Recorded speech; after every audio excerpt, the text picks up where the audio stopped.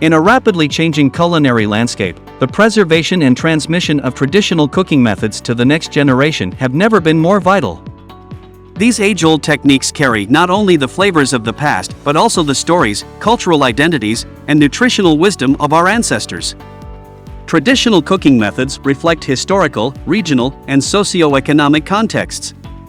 They ensure sustainable use of local ingredients and promote a healthier, more balanced diet.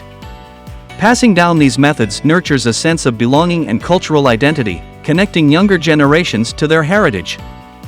Furthermore, as globalization and fast food trends continue to influence our diets, preserving traditional cooking techniques becomes a crucial means of safeguarding cultural diversity.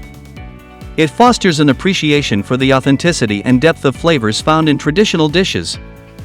In a world filled with fast-paced culinary trends, preserving and passing on these age-old methods is a way to honor our roots, celebrate our unique culinary heritage, and ensure that future generations continue to savor the rich tapestry of our cultural past.